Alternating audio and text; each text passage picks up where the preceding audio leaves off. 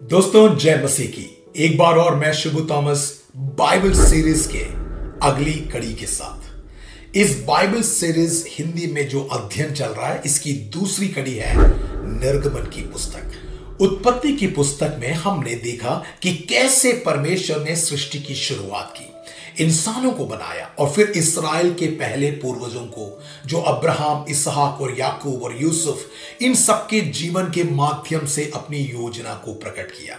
उत्पत्ति की अंतिम कहानी यूसुफ के माध्यम से इस्राएलियों को मिस्र में बसने की है, जहां वे एक समय में फलते फूलते हैं, लेकिन समय के साथ उनकी हालात बदल जाती है। यूसुफ के बाद एक नया फिरौन सत्ते में आता है, जो इस्राएलियों को गुलाम बना लेता है। यहीं से निर्गमन की कहानी शुरू होती है। निर्गमन की पुस्तक इस्राएलियों की इस गुलामी से मुक्ति की महान कहानी को बयान करती है। यह उस यात्रा का विवरण देती है जहां परमेश्वर अपने चुने हुओं को मिस्र की गुलामी से बाहर निकालकर उन्हें स्वतंत्रता की ओर ले जाते हैं। इस पुस्तक में परमेश्वर की शक्ति और उसकी करुणा के अद्भुत उदाहरण को देखने को मिलता है, जहां वह अपने लोगों के लिए चमत्कार करते हैं और उन्हें अपनी व्यवस्था और वाचा के माध्यम से एक नई दिशा देते हैं। उत्पत्ति की घटनाओं से निर्गमन की यात्रा का यह संक्रमण हमें यह सिखाता है कि परमेश्वर की योजना एक निरंतर प्रक्रिया है, जिसमें हर पुस्तक और हर कहानी हमारे जीवन और विश्वास की गहराई को समझने में मदद करती है। इसलिए अब आइए हम इस यात्रा को आगे बढ़ाते हैं और देखते हैं कि कैसे परमेश्वर ने इस्राएलियों को न केवल मिस्र की गुलामी से, बल्कि जीवन की हर कठिनाइयों से भी मुक्त करने के लिए अपनी शक्ति का प्रदर्शन किया। निर्गमन की पुस्तक बाइबल की पुराने नियम की दूसरी पुस्तक है। हमें इस्राएलियों की मिस्र की गुलामी से मुक्ति का अद्भुत कहानी बताती है। यह पुस्तक न केवल इस्राएलियों की मुक्ति की यात्रा का विवरण देती है, बल्कि यह परमेश्वर के साथ उसके नए संबंध और उसके प्रति आज्ञाकारिता के महत्व को भी उजागर करती है। इस पुस्तक में परमेश्वर के महान कार्यों और उसके चमत्कारों और उसके द्वारा दी गई व्यवस्थाओं का उल्लेख है, जो इस्राएलियों के लिए उनके आगे के जीवन के लिए मार्गदर्शक बने। तो इस सिलसिले में इस्राएलियों की मिस्र की गुलामी इसकी पहली कहानी है। निर्गमन की पुस्तक हमें सबसे पहली कहानी इस्राएलियों की मिस्र में गुलामी के बारे में बताता है, यानी कि इज़राइल्स बॉन्डेज इन इजिप्ट।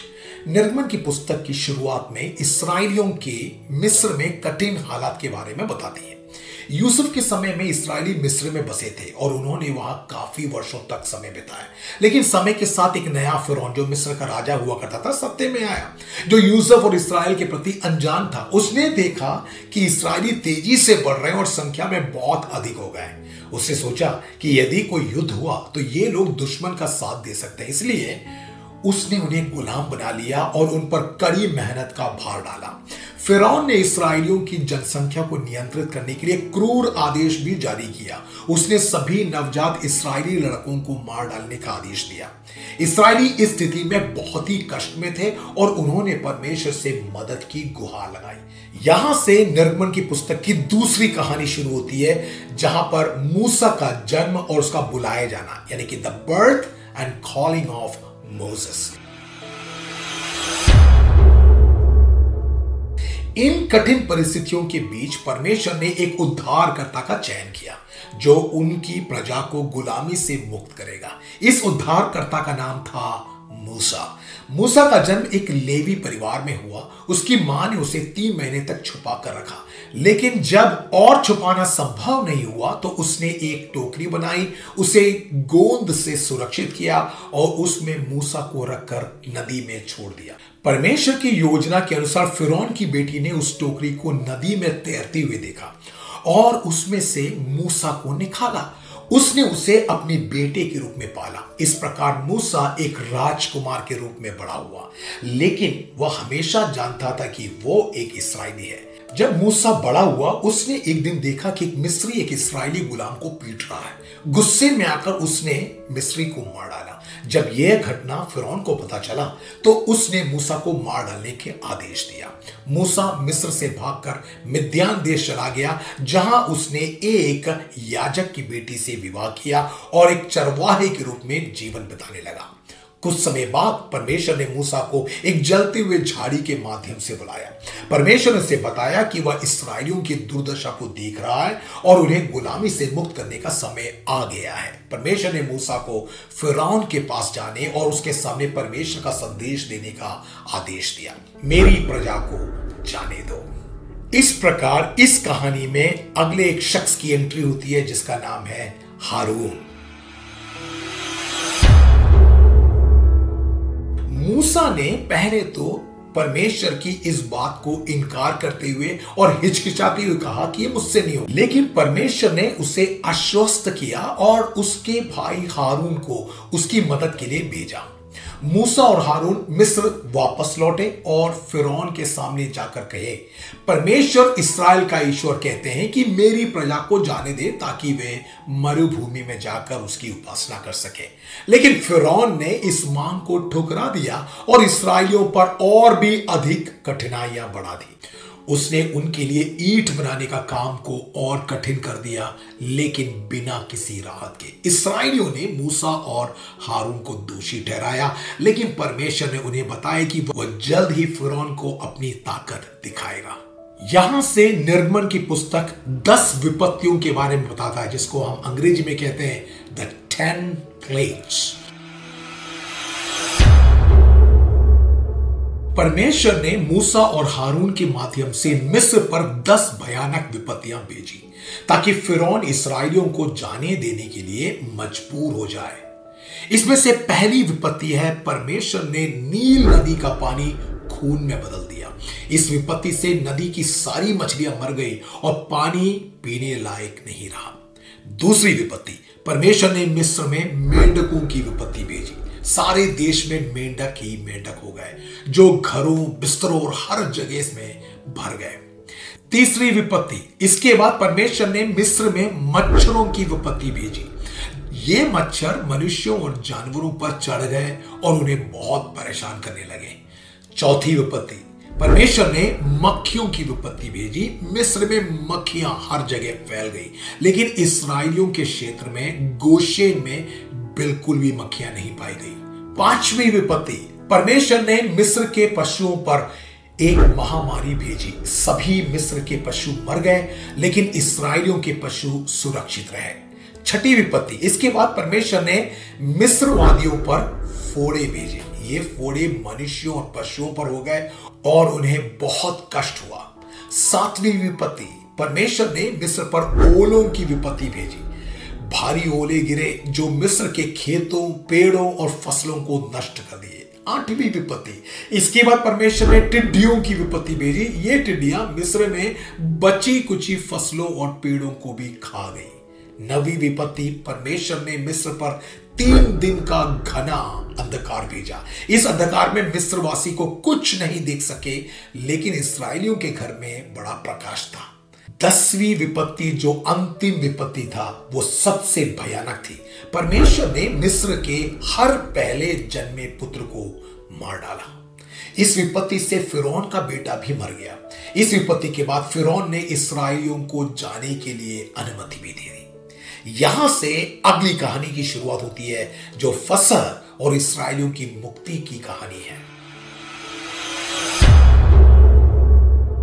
निर्गमन की किताब की अगली कहानी है फसह और इस्राएलियों की मुक्ति, द पैसओवर एंड इज़राइल्स डिलीवरेंस।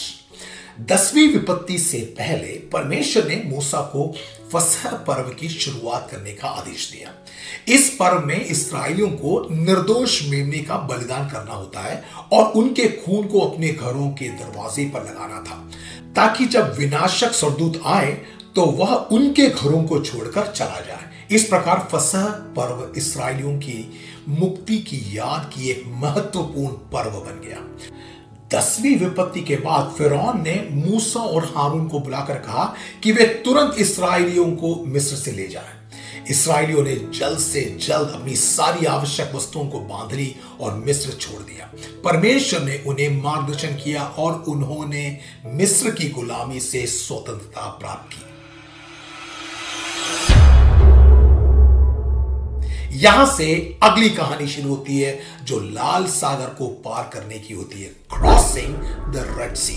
इस्राएलियों के मिस्र से निकलने के बाद फिरौन को अपने निर्णय पर पछतावा हुआ। उसने अपनी सेना के साथ उनका पीछा किया। इस्राएलियों ने जब देखा कि फिरौन की सेना उनका पीछा कर रही है तो वे डर गए और मूसा से शिकायत करने लगे। लेकिन परमेश्वर ने मूसा से कहा कि वह अपनी छड़ी उठाए और लाल सागर को विभाजित करे। मूसा ने परमेश्वर की आज्ञा का पालन किया और लाल सागर के पानी ने रास्ता बना दिया। इस्राएली सूखी भूमि पर चलते हुए सागर को पार कर गए। जब फिरौन की सेना ने उनका पीछा किया तो परमेश्वर ने सागर के पानी को वापस बहाल कर दिया, जिससे फिरौन की पूरी सेना डूब गई। इस महान चमत्कार के बाद इस्राएलियों ने परमेश्वर की स्तुति की और मूसा की बहन मिरियाम ने स्तुति गीत को गाया। अब हम देखते हैं मरुभूमि में इस्राएलियों का संघर्ष, इस्राएल्स स्ट्रगल इन द विल्डरनेस। लाल समुद्र पार करने के बाद इस्राएलियों ने मरुभूमि की यात्रा शुरू की। यह यात्रा आसान नहीं थी और इस्राएलियों ने कई बार कठिनाइयों का सामना किया। कुछ कठिनाइयां इस प्रकार से, जैसे मारा में कड़वा पानी। यात्रा के दौरान वे मारा नामक एक स्थान पर पहुंचे जहां का पानी कड़वा था और पीने योग्य नहीं था। परमेश्वर ने मूसा को एक लकड़ी का टुकड़ा दिया जिसे पानी में डालने के लिए कहा और पानी में डालते ही वो पानी मीठा हो गया। इसी प्रकार मन्ना और बटेर, मरुभूमि में इस्राएलियों को खाने के लिए भोजन नहीं मिला तो उन्होंने मूसा से शिकायत की। परमेश्वर ने उन्हें मन्ना, स्वर्ग से गिरने वाली रोटी और बटेर भेजी ताकि वे भूखे ना रहे। परमेश्वर ने उन्हें यह भी सिखाया कि वे मन्ना केवल रोज के लिए ही इकट्ठा करें और सबत के दिन आराम करें। एक और कठिनाई तब आई जब वे रफीदीम नामक एक स्थान पर पहुंचे और उन्हें पानी नहीं मिला। परमेश्वर ने मूसा को एक चट्टान पर मारने का आदेश दिया। जब मूसा ने ऐसा किया तो वो चट्टान से पानी निकल आया। इसके बाद अमालेकियों के साथ का युद्ध। मरुभूमि में इस्राएलियों का सामना अमालेकियों से हुआ। मूसा ने यहोशू को युद्ध का नेतृत्व करने का आदेश दिया, जबकि वह खुद पहाड़ी पर खड़ा होकर परमेश्वर से प्रार्थना करने लगा। जब मूसा ने अपने हाथ को ऊपर रखे तो इस्राएली जीतने लगे और जब वो हाथ को नीचे करे तो अमालेकी जीतने लगे। हारून और हूर ने मूसा के हाथों को उठाए रखा और अंत में इस्राएलियों ने युद्ध को जीत लिया। अब अगली कड़ी जो है वो सीनाई पर्वत और 10 आज्ञाओं की है। Mount Sinai and 10 commandments. मरुभूमि की यात्रा के बाद इस्राएली सीनाई पर्वत पर पहुंचे जहां परमेश्वर ने मूसा को बुलाया। सीनाई पर्वत पर परमेश्वर ने इस्राएलियों के साथ एक वाचा की स्थापना की और उन्हें 10 आज्ञाएं दी जो उनके जीवन के मार्गदर्शन के लिए थी। ये 10 आज्ञाएं कुछ इस प्रकार से थी। परमेश्वर को छोड़ किसी और की उपासना ना करना, किसी भी मूर्ति या छवि की उपासना ना करना, परमेश्वर का नाम व्यर्थ में ना लेना, सबत के दिन को पवित्र रखना, अपने माता पिता का आदर करना, हत्या ना करना, व्यभिचार ना करना, चोरी ना करना, झूठी गवाही ना देना, दूसरों की वस्तुओं का लालच ना रखना। इन 10 आज्ञाओं के अलावा परमेश्वर ने मूसा को कई अन्य नियम और व्यवस्थाएं भी दी जो इस्राएलियों के लिए सामाजिक, धार्मिक और नैतिक जीवन का मार्गदर्शन करेगी। अब यहां पर कहानी थोड़ा सा मोड़ लेती है जब बछड़े की मूर्ति और परमेश्वर के क्रोध के बारे में निर्गमन की पुस्तक बयान करती है, the golden calf and god's wrath. जब मूसा सीनाई पर्वत पर था तो इस्राएलियों ने सोचा कि वह वापस नहीं आएगा। उन्होंने हारून को एक नया देवता बनाने की मांग की। हारून ने उनके गहनों को इकट्ठा किया और बछड़े की मूर्ति बनाई। इस्राएलियों ने इस बछड़े की उपासना करने की शुरुआत कर दी और उन्हें अपना देवता मान लिया। जब मूसा पर्वत से नीचे आया तो यह देखा तो वह बहुत क्रोधित हुआ। अपने पत्थर की पट्टियों को तोड़ दिया जिस पर परमेश्वर ने 10 आज्ञाएं लिखी थी। उसने बछड़े की मूर्ति को जलाकर पीस दिया और इस्राएलियों को यह दिखाया कि उनका कार्य कितना गलत था। परमेश्वर ने भी इस्राएलियों के इस कार्य पर क्रोध प्रकट किया, लेकिन मूसा की मध्यस्थता के कारण परमेश्वर ने उन्हें माफ कर दिया। बाद में परमेश्वर ने मूसा को दूसरी पत्थर की पट्टियां दी और इस्राएलियों के साथ अपने वाचा को फिर से स्थापित किया। अब यहां पर शुरू होती है तंबू की स्थापना और परमेश्वर की उपस्थिति, द टैबरनैकल एंड गॉड्स प्रेजेंस। परमेश्वर ने मूसा को तंबू यानी कि टैबरनैकल बनाने का निर्देश दिया, जो एक पवित्र स्थान होगा जहां परमेश्वर इस्राएलियों के साथ निवास करेगा। मिलाप वाले तंबू को बहुत विशेष तरीके से बनाया गया था और इसमें विभिन्न वस्त्र, बर्तन और प्रतीक शामिल थे जो इस्राएल की उपासना के लिए आवश्यक थे। इस्राएलियों ने मिलकर तंबू का निर्माण किया और जब तंबू पूरा हो गया तो परमेश्वर की महिमा उससे भर दिया। परमेश्वर की उपस्थिति ने इस्राएलियों को यह आश्वासन दिया कि वह हमेशा उनके साथ है और उनकी यात्रा में उनका मार्गदर्शन करेगा। तो दोस्तों, निर्गमन की पुस्तक इस्राएलियों की गुलामी से मुक्ति की और एक अद्वितीय कहानी है। यह कहानी हमें यह सिखाती है कि परमेश्वर अपने वचन के प्रति वफादार है और वह अपने लोगों को कभी नहीं छोड़ते। यह पुस्तक हमें परमेश्वर के न्याय, करुणा, शक्ति की गहरी समझ दिलाती है। परमेश्वर ने मूसा के माध्यम से इस्राएलियों को न केवल शारीरिक गुलामी से मुक्त किया बल्कि उन्हें एक नई पहचान, एक नया जीवन भी दिया। उन्होंने उन्हें अपनी व्यवस्था दी जो उनके जीवन का मार्गदर्शन करेगी और तंबू के माध्यम से अपनी उपस्थिति का आश्वासन भी दिया। निर्गमन की यह गाथा न केवल इस्राएलियों के लिए बल्कि आज के हमारे जीवन के लिए भी प्रेरणा का स्रोत है और हमें विश्वास, धैर्य और आज्ञाकारिता के महत्व को सिखाती है और हमें यह सिखाती है कि परमेश्वर के साथ हमारे संबंध को हमेशा मजबूत और सजीव बनाए रखना चाहिए। तो दोस्तों, मैं उम्मीद करता हूं कि निर्गमन की पुस्तक की इस सारांश के जरिए आपने बहुत आशीष पाई है और मैं चाहता हूं कि आप अपनी प्रतिक्रिया हमें बताएं। होने दे कि ये बातें आपके आत्मिक जीवन में बहुत ऐसे आपका मार्गदर्शन करें।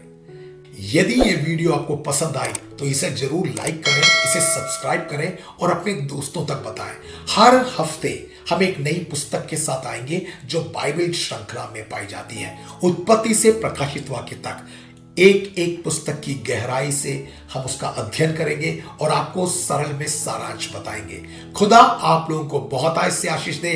जब तक हम एक दूसरे से ना मिले तब तक हमें आज्ञा दे। जय मसीह की।